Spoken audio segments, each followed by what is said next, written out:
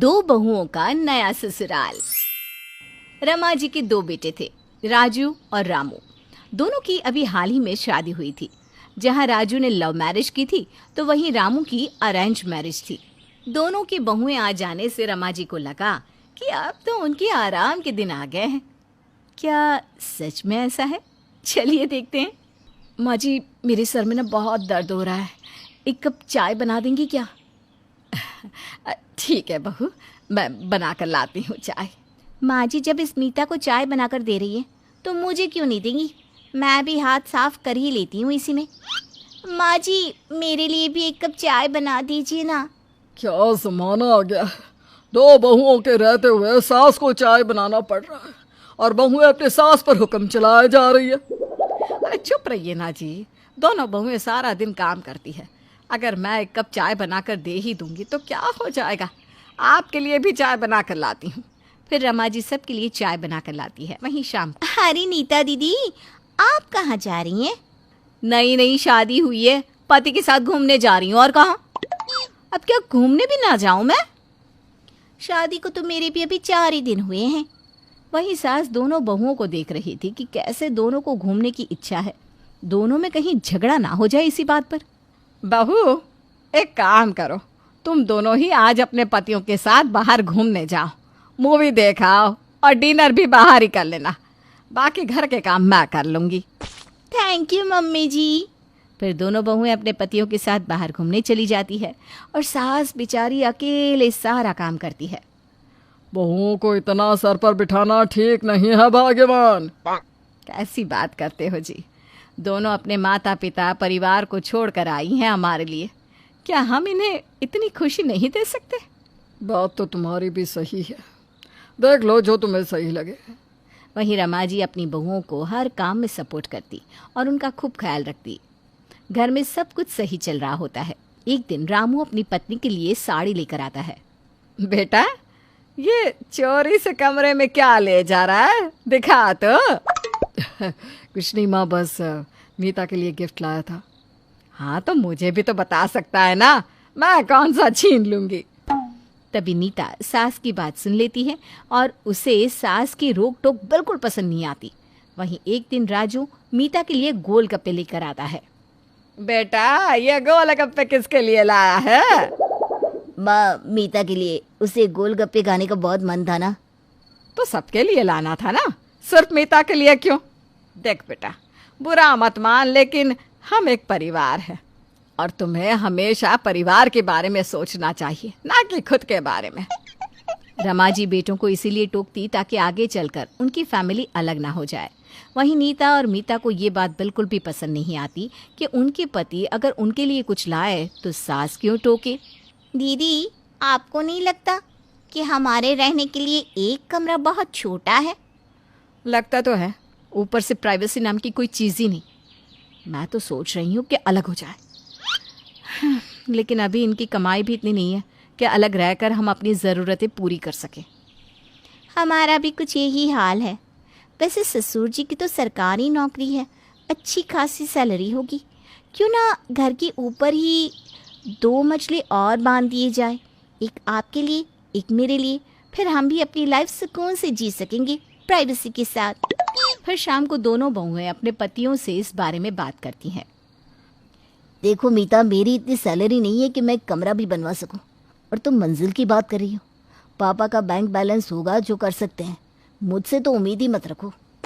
वहीं नीता को भी अपने पति से कुछ ऐसा ही रिप्लाई मिला। दोनों बहुएं ये चाहती भी नहीं थी कि घर में 2 और फ्लोर बनाने के लिए उनके पति के पैसे खर्च हो। वहीं शाम की चाय के समय। माँ जी, आपसे एक बात करनी थी। हाँ बोलो बहू। हम सोच रहे थे माँ जी कि अगर घर के ऊपर 2 मंजिल और बन जाती तो अच्छा होता ना। इतना बड़ा घर तो है, और 2 मंजिल बनवा कर क्या करना है? पापा जी, हमारे रहने के लिए।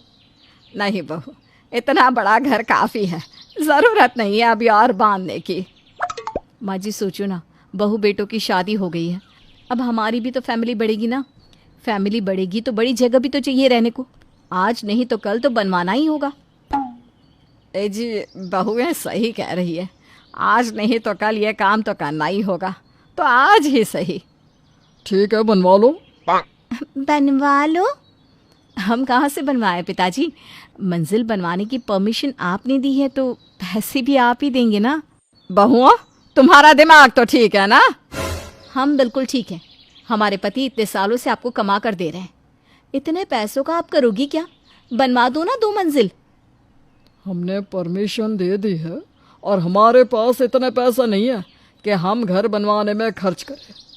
अभी ही राजू और राम की शादी में लाखों रुपया खर्च हुए हैं। हमसे उम्मीद ना रखो, बनवाना है तो कमाओ और बनवाओ। सीधे नहीं तो टेढ़े तो बनवाना ही होगा। वहीं दोनों कमरे में बैठकर ये प्लान बनाने लगती है कि कैसे वो अपने ससुर के पास से घर के ऊपर 2 मंजिल और बांधने के लिए पैसे निकलवाए। मैं तो कहती हूँ दोनों बूढ़े बूढ़ी का खाना ही बंद कर देते हैं, घर का कोई काम ही नहीं करेंगे। यही ठीक रहेगा।